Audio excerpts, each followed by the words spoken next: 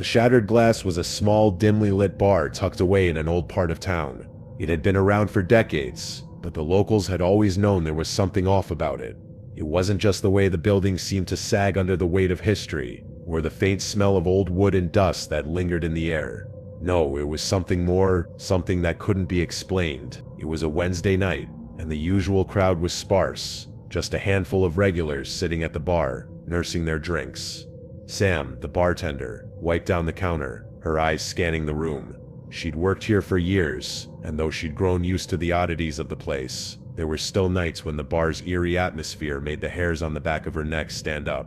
Tonight was one of those nights. As she busied herself with cleaning glasses, a figure walked through the door, breaking the stillness of the evening. He was tall, dressed in a long coat, his face shadowed beneath a dark hood. Sam's heart skipped a beat. It wasn't just his sudden appearance that startled her. It was the way the air seemed to change when he entered, colder, heavier, almost as if the bar itself was holding its breath. The man moved silently to the bar and took a seat. Sam hesitated, then approached him. "Can I get you something?" she asked, trying to hide the slight unease in her voice. The man didn't answer immediately. His hands were large, rough-looking, and when they finally moved, it was to pick up a glass of whiskey without even glancing at her. His fingers brushed the rim of the glass, and the action was so slow, deliberate, that it sent a chill down her spine. "Something strong," the man said, his voice deep but quiet, almost a whisper. Sam nodded, a tight smile on her lips as she poured the drink. As she slid it toward him,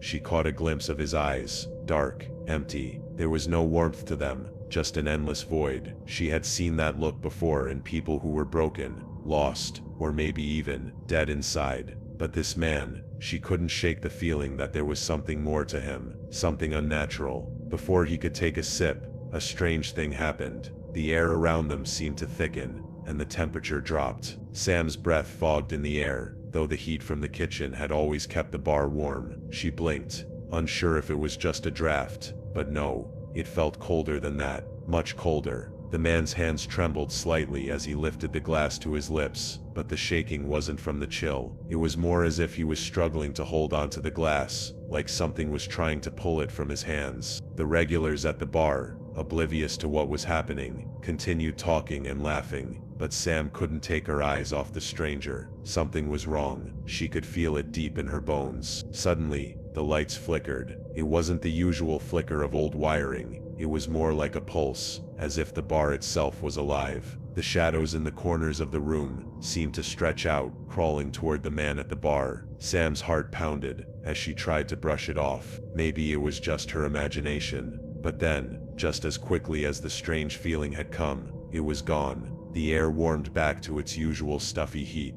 and the lights settled. The man at the bar took a slow sip of his drink, his eyes never leaving the glass. For a moment, everything seemed normal again, but Sam could still feel it. Something was off. She kept her distance, trying to focus on the other customers, but her mind kept drifting back to the man. Then, without warning, the door swung open again, and a gust of cold air swept through the bar. Sam turned toward the entrance, expecting to see another customer. Instead, she was met with an empty street. The wind howled outside, but no one had entered. The door had closed on its own. She frowned. Had she imagined it?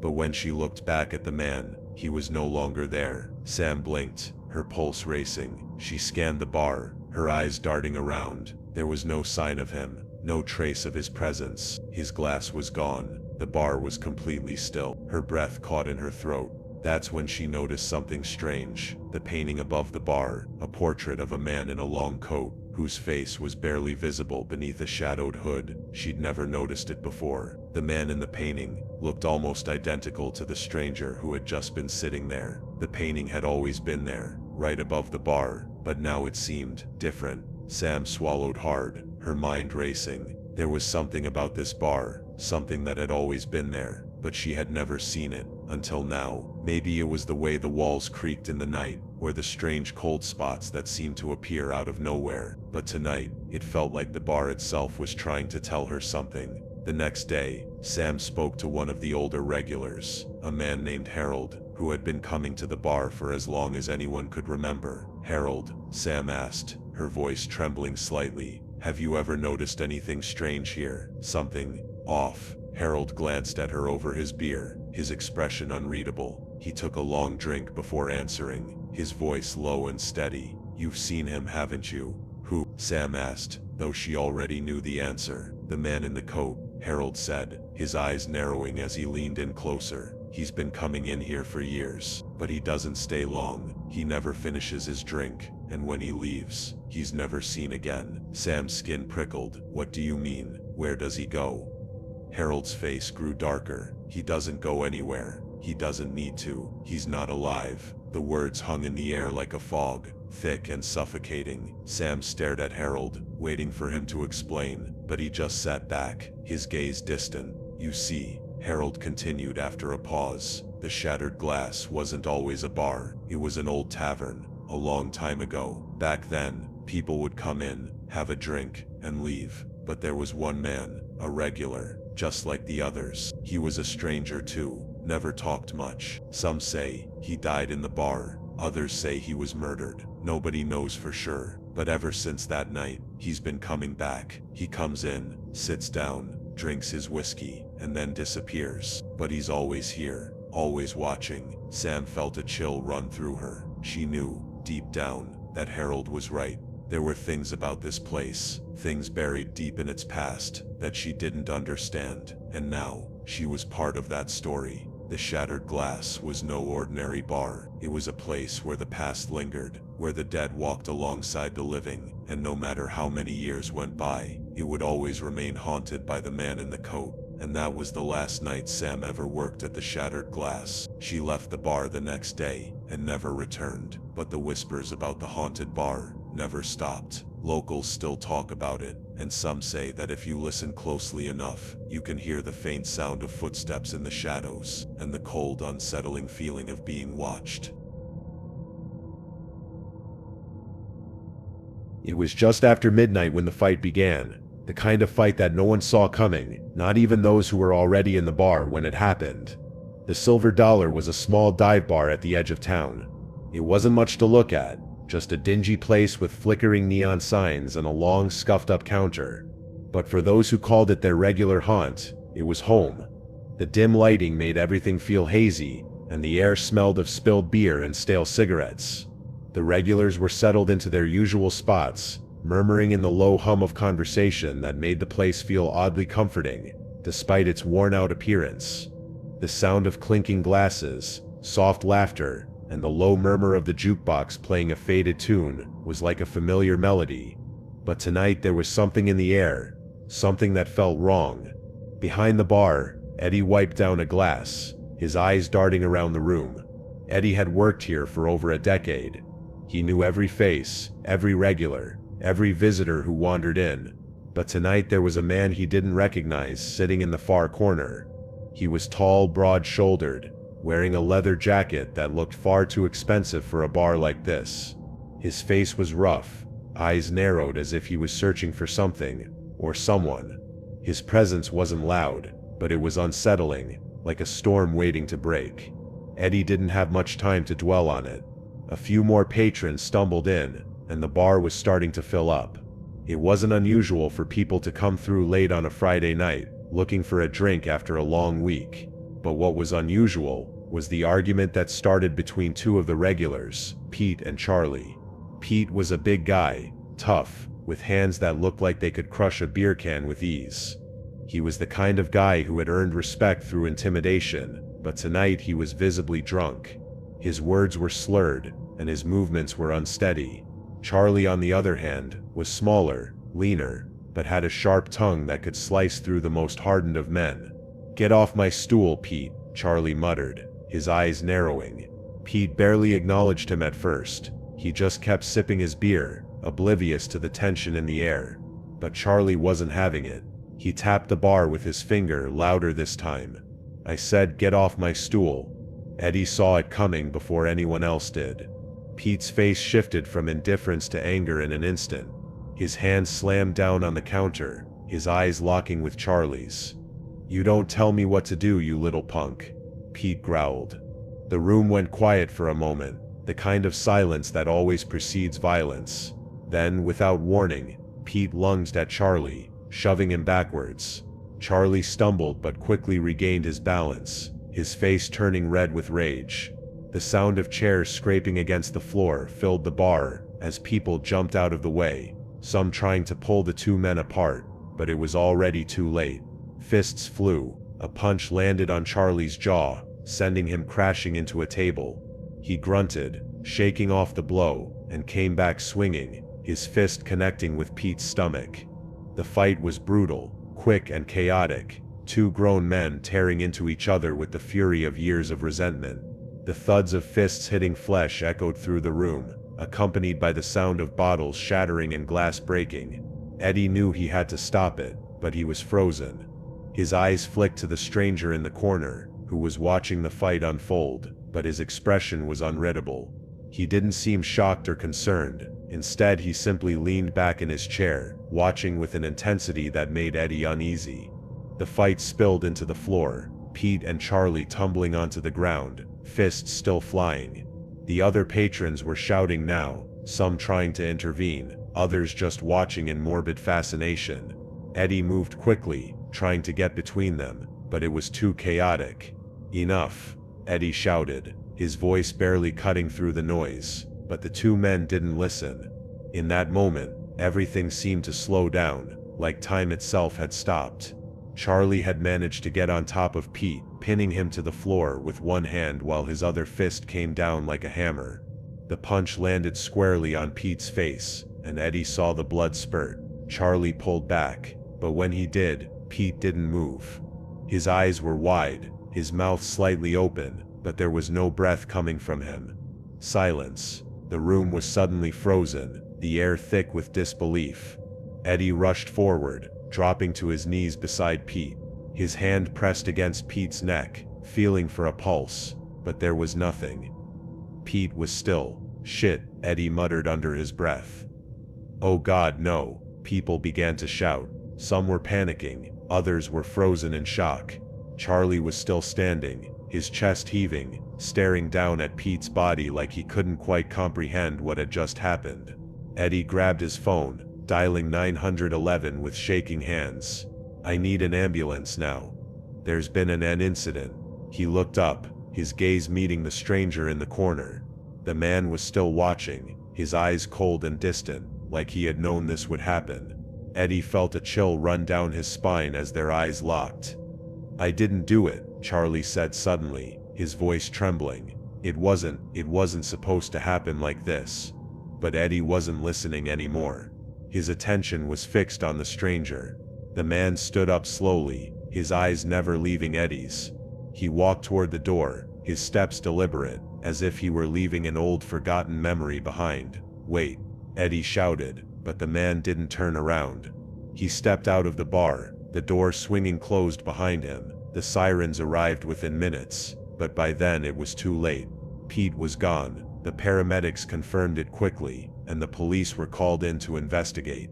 Charlie was arrested, though he kept repeating that he hadn't meant to kill Pete, that it had just happened in the heat of the moment, but no one believed him. The silver dollar would never be the same again. In the days that followed, Eddie couldn't shake the feeling that something had been off about that night. It wasn't just the fight, it was the stranger. The way he'd watched, the coldness in his eyes. Eddie couldn't explain it, but he knew that man had something to do with what had happened.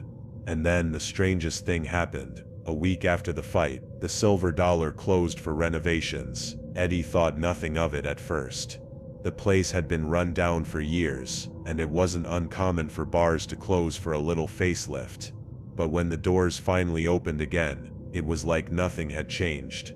The same patrons, the same worn-out stools, the same flickering neon sign, except for one thing. The walls. They were covered in new paintings, oil paintings, in dark frames, faces that seemed too real, faces that seemed too alive. Eddie had never seen them before. They weren't here when the bar had closed for renovations. And then one night, Eddie looked at one of the paintings and realized something terrifying. The face in the painting was Pete's, and next to it, in a frame that looked strangely familiar, was the face of the man who had watched the fight unfold. The stranger who had been in the bar that night. Eddie couldn't explain it. He wanted to believe it was just his mind playing tricks on him, but the more he stared at those paintings, the more convinced he became that something dark, something unnatural, was connected to the silver dollar. The silver dollar had seen death that night, and somehow, Eddie knew it wouldn't be the last time. The Blue Moon Tavern had always been a quiet bar. Nothing special, just another dive tucked away in a small corner of the city, far from the bustling nightlife of downtown.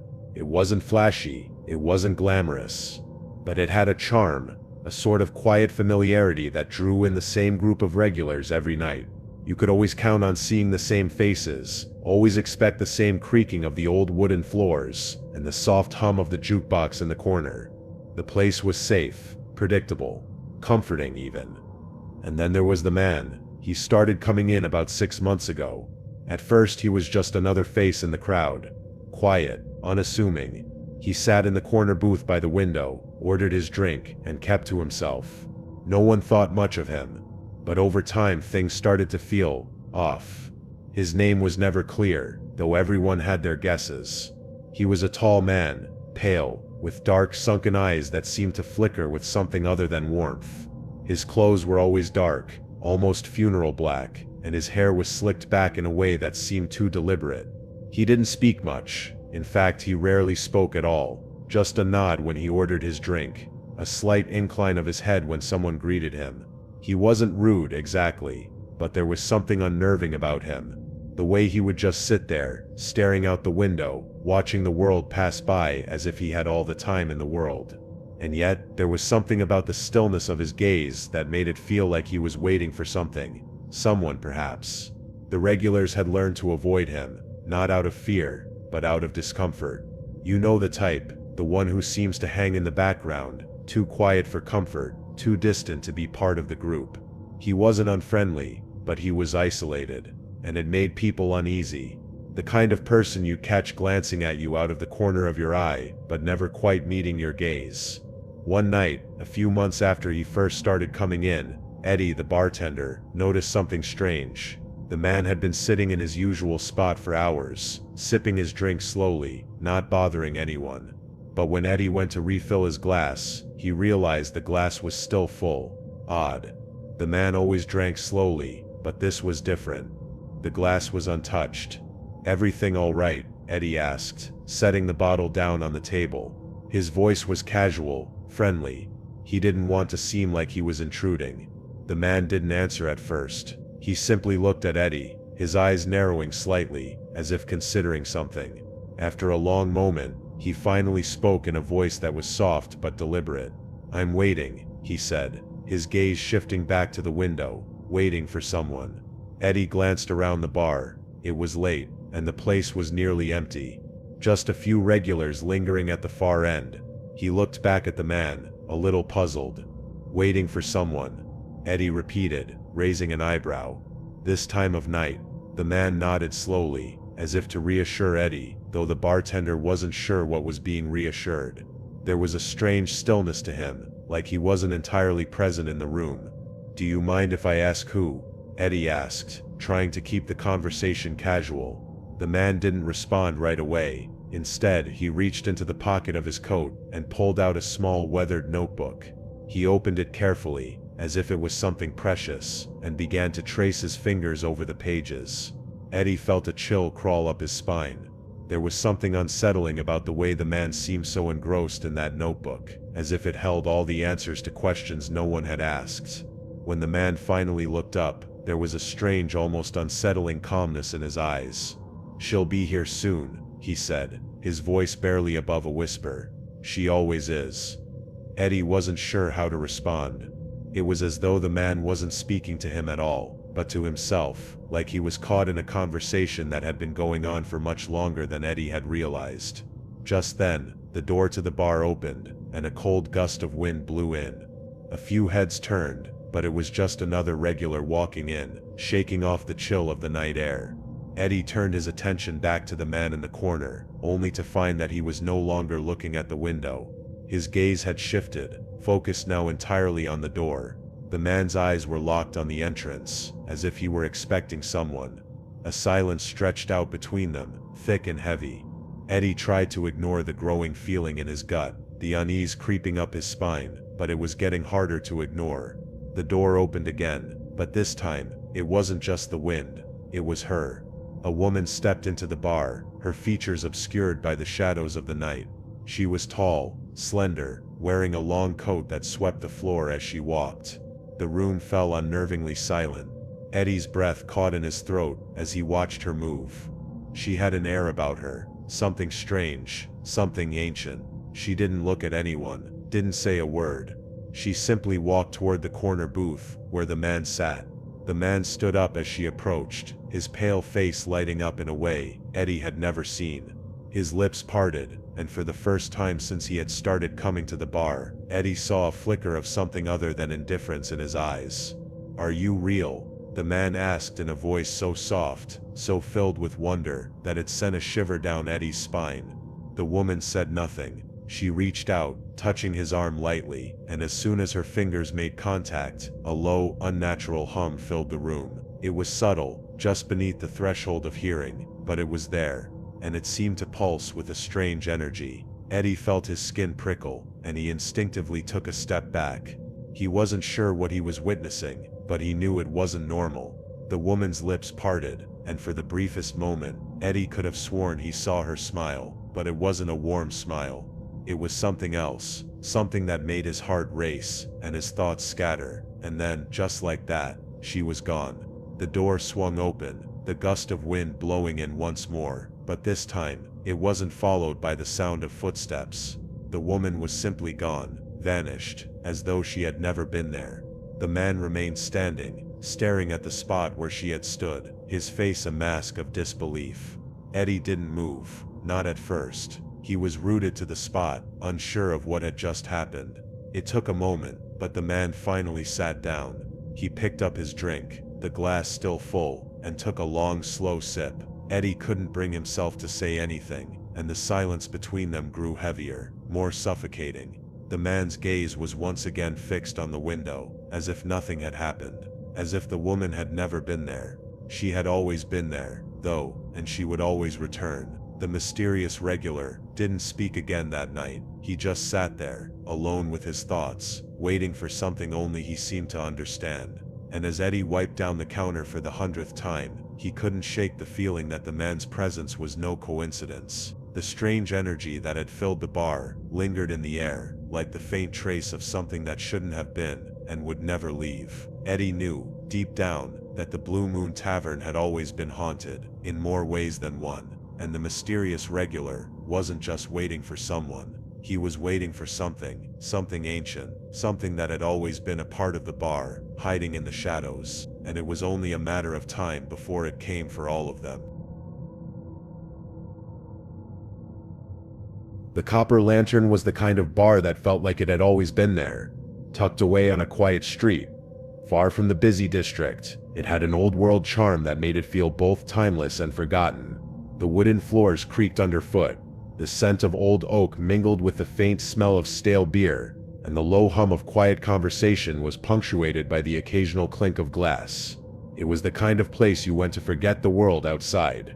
For as long as anyone could remember, it had been a staple of the neighborhood. The regulars came in, found their seats, and didn't talk much to anyone else. The bartender, Gus, was a man of routine.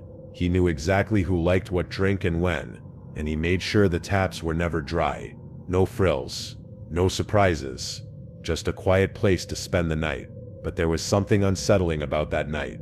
It was a Wednesday, and the bar was quieter than usual. The patrons who had been there earlier had long since gone, and the few still lingering seemed lost in their own thoughts. Gus wiped down the counter, his mind wandering, his movements almost mechanical. That was when the door opened, and a man walked in.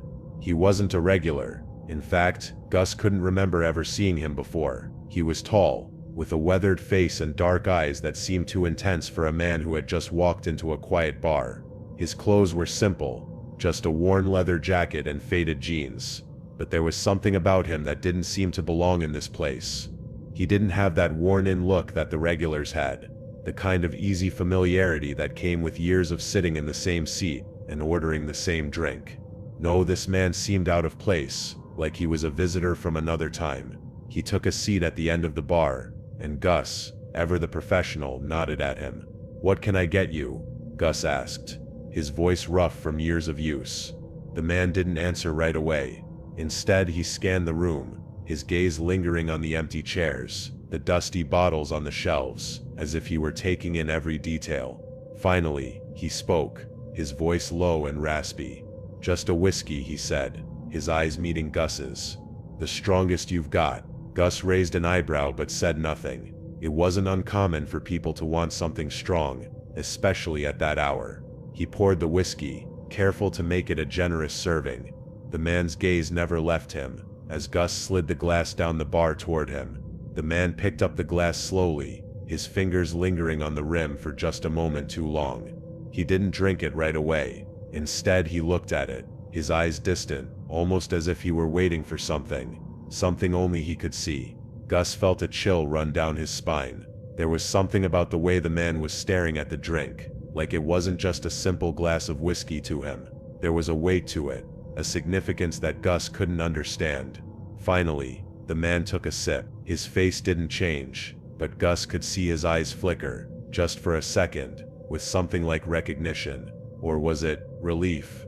It was hard to say. The man set the glass down slowly, his fingers tapping lightly on the edge. Gus couldn't shake the feeling that something was off, but he didn't have time to think about it. Another customer came in, and Gus turned his attention away for a moment. When he returned to the bar, the man was gone.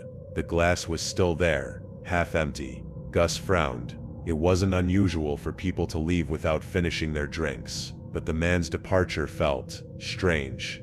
He looked around the bar, no sign of him. The door hadn't opened, and there was no sound of footsteps. He hadn't seen the man leave. Confused, Gus picked up the glass, intending to clean it. That's when he noticed something even stranger. The drink wasn't just whiskey, it was cold, freezing even. The temperature felt off, almost unnatural. It wasn't the kind of cold that came from the air conditioning or a refrigeration unit. This was a deeper, more unsettling cold, the kind that made his fingers tingle with a sense of wrongness. He quickly set the glass down, his mind racing. He'd been working at the Copper Lantern for over 20 years, and he'd seen his fair share of odd things, but this was different. Something wasn't right, and Gus couldn't shake the feeling that it was tied to that man and the drink he had left behind. Over the next few days, the Copper Lantern remained quiet, as it usually did in the middle of the week, but Gus couldn't stop thinking about the mysterious man. Who had he been? Why had he come to the bar? And why had he left so suddenly? It wasn't until the following Friday that he had another clue. A regular, Charlie, came in that evening, his face pale and shaken. Gus had seen him nervous before, but never like this. He approached the bar, his eyes darting around, as though he were looking for someone, or something. "Something's wrong," Charlie muttered, his voice tight with anxiety. Gus raised an eyebrow. "What do you mean?" Charlie hesitated, his gaze flicking to the empty seat at the end of the bar, the one where the mysterious man had sat. "You haven't noticed, have you?" he asked, his voice trembling. "Noticed what?" Charlie leaned in closer, his eyes wide. "That glass, the one that man left behind." He swallowed hard, his face pale. "I've seen it before." Gus stared at him, confused. "What are you talking about?" Charlie lowered his voice, glancing nervously around the bar. "That glass, it was the same one my brother used to drink from, the same one he had the night he died." Gus felt a wave of nausea roll over him. He looked down at the glass in question. It was still there, still cold. A chill ran down his spine, and suddenly, the weight of the situation hit him like a ton of bricks. The man, the drink, the strange coldness. It all made sense now, and it was worse than he could have imagined. Charlie's brother had died under mysterious circumstances, just a few years ago. The police had never been able to explain it. One minute, he had been in the bar, laughing and drinking with friends. The next he had collapsed, dead, they said, from a sudden heart attack. But Charlie had never believed that. He always said there was something more to it, something wrong with the way his brother had died. And now, Here was the drink, the same one his brother had used to drink from, sitting untouched on the counter. Gus felt his throat tighten, his pulse quickening. The pieces were starting to fall into place, and none of them led to anything good. Charlie stared at the glass, his eyes filled with dread. "It's him, Gus. It's my brother's ghost, isn't it?" Gus didn't answer. He didn't have to. He knew the truth. He could feel it now, deep in his bones. The man had been a ghost, a spirit tied to that glass, to that drink. And now, somehow, that glass had come back to the bar, bringing with it the weight of a death that had never truly been explained. As Gus looked at the glass one final time, he realized something. Some spirits didn't need to walk to be felt. They just needed something to tie them to the world of the living. And the dead man's drink, it seemed, was all the tie he needed. The door to the copper lantern creaked open again, but this time, Gus didn't turn. He already knew what he'd see when he looked up. No one ever really leaves, not completely. And the dead man's drink, it was just the beginning. The Hollow Oak Tavern was a well-loved spot for the locals, a cozy bar with a reputation for good drinks, even better company, and a history that stretched back nearly a century.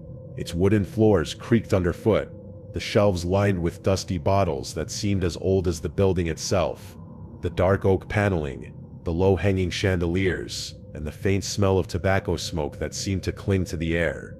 Everything about the place felt like it belonged to another time. It was one of those bars that you could imagine yourself walking into and feeling at home immediately, no matter how far you had traveled to get there. But there was something strange about the Hollow Oak, something the regulars whispered about when the night grew late, and the conversation turned to the darker corners of town's history, the kind of stories that were told in hushed voices, eyes glancing nervously over shoulders, glancing at the windows to make sure no one else was listening. It wasn't something that came up often, but it was always there, lurking under the surface like a shadow. The truth, though, was something that few of the bar's patrons knew, something that was buried under layers of time and silence, almost forgotten, but not quite. A century ago, the land where the Hollow Oak now stood had been a cemetery. It wasn't a large one, just a small, quiet burial ground on the outskirts of the town. People were buried there, families, neighbors, the forgotten dead. The town had been much smaller back then, a place where everyone knew each other, where life and death were interwoven, like the roots of the great oak tree that stood in the center of the cemetery, the one that had given the bar its name. But time, as it tends to do, moved on. The cemetery was abandoned, its headstones worn and forgotten. The town grew, expanding outward, its borders creeping into areas once considered too far from civilization. As the years passed, the cemetery became more and more neglected, until one day, the town council decided that the land could be put to better use. The cemetery was exhumed, the bodies moved to another plot of land, and in its place, the Hollow Oak Tavern was built. At least that was the official story, but not everyone was convinced that the dead had been truly laid to rest. It was late on a Friday evening when Grace walked into the Hollow Oak. Grace had only recently moved to town, new to the area, and looking for a place to unwind after a long week of unpacking boxes and settling in. The bar was as charming as everyone had said. It was warm, welcoming, and the sort of place you could imagine yourself coming back to night after night. The kind of bar where everyone seemed to know each other, and the bartender, a gruff but friendly man named Tom, knew exactly what drink you'd order before you even asked. But as Grace took a seat at the bar, she couldn't help but feel a strange unease creep up her spine. It was subtle at first, just a vague feeling that something wasn't quite right. The chatter of the regulars, the clinking of glasses, the soft hum of the jukebox playing a mellow tune, it all seemed so normal. Yet there was something in the air, a sort of heaviness that made her chest tighten with an unfamiliar pressure. "First time here?" Tom asked, setting a glass of water in front of her. "Yeah," Grace replied, forcing a smile. "I just moved into town, figured I'd check this place out." Tom nodded, a small, almost knowing smile tugging at the corners of his lips. "You'll find the Hollow Oak is a good place for a drink. Just be careful late at night. This old place has its quirks." Grace raised an eyebrow, curious but not wanting to sound too eager. Quirks, Tom chuckled softly, the kind of chuckle that felt half-hearted, like he was trying to play off something he wasn't sure he wanted to say. Nothing to worry about, he said quickly, his voice lowering a little. Just old stories, you know. The kind of things people talk about when the night gets late and the drinks start to flow. Grace nodded, but she could feel the tension in the air. It was like something was just beyond her reach, something that didn't belong to this world.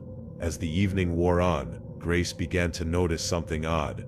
The bar was filled with the same group of people she had seen earlier, the regulars, but their conversations seemed to slow down, their voices dropping to near whispers as the clock ticked past midnight. The jukebox played a song on repeat, a melancholy tune that seemed to echo through the empty corners of the room. She glanced around, her gaze falling on the large oak tree, the one that gave the tavern its name. There was a painting of it hanging above the fireplace, a dark twisted tree with gnarled branches reaching toward the ceiling. The longer she stared at it, the more she felt something strange, a pull, almost as if the tree itself was watching her, its roots creeping up from the ground beneath the floorboards. Then she noticed something even stranger. The room felt colder now, colder than it had been when she first entered. A sudden chill swept through the bar, making her shiver despite the warmth of the drinks around her. She glanced at Tom, who was still behind the bar, his face unusually pale. He was staring at the door, his eyes wide and unblinking. Grace followed his gaze. At the entrance, standing in the doorway, was a man she had never seen before. His clothes were dark, too dark for the time of year, and his face was shadowed, as though he had just stepped out of a fog. He didn't speak, he didn't move. He simply stood there, staring into the room with an intensity that sent a wave of unease rippling through Grace's body. No one else seemed to notice him. The regulars continued their conversations, oblivious to the figure standing just inside the door. But Grace couldn't look away. Something about him felt wrong. The air around him seemed to shimmer, like the room itself was refusing to accept his presence. Then, without a word, he walked toward the bar. Grace's heart raced as he took a seat at the counter, 2 stools away from her. She could see now that his skin was pale, almost sickly, and his eyes, when they finally met hers, were empty, hollow, as if he was staring at something far beyond her, into some place she couldn't even begin to understand. Tom approached him slowly, his face tight with tension. He leaned forward, speaking in a low voice. "What can I get you?" The man didn't respond immediately. He simply stared at Tom, and then at Grace. His gaze lingered for a moment, his eyes narrowing as if something about her had caught his attention. Finally, he spoke, his voice raspy and low. "A drink," he said, his tone like gravel, scraping against stone. "A drink for the one who remembers." Tom's face tightened further, and he quickly turned to pour the man a drink, his hands shaking slightly as he did so. Grace could feel the unease in the room intensifying, like a weight pressing down on her chest. "Just a whiskey," the man added, his voice growing even more distant, as if he were speaking from a far-off place. "Leave it by the window, just like before." Tom didn't hesitate. He poured the drink, then carefully set it in front of the man. The stranger didn't touch it, he didn't move at all, his eyes now fixed on the glass. Grace couldn't stand the silence any longer. She leaned toward Tom, her voice barely a whisper. "Who is he? What does he want?" Tom's face was pale, his lips tight. He didn't answer right away. Instead, he looked at the man, then back at Grace, his eyes filled with a mixture of fear and resignation. "That man," Tom said quietly, "is a regular, of sorts, but he's been dead for years." Grace froze, her blood running cold. Tom continued, his voice strained. "The man who used to sit in that spot. His name was George, and he died in a car accident, right outside the bar. But ever since then, he's come back. Night after night, year after year, always the same spot, always the same drink. Never touches it, just stares at it, waiting for something. No one knows why." Grace turned to look at the man, her pulse racing. The drink sat untouched, but as she watched, she could have sworn she saw the glass tremble slightly, just a hint of movement. And for the first time, she realized that maybe, just maybe, some spirits weren't ready to move on, not until they got what they were waiting for. And as the clock struck 1, Grace understood that some things, once bound to the earth, could never truly be freed, not even by time.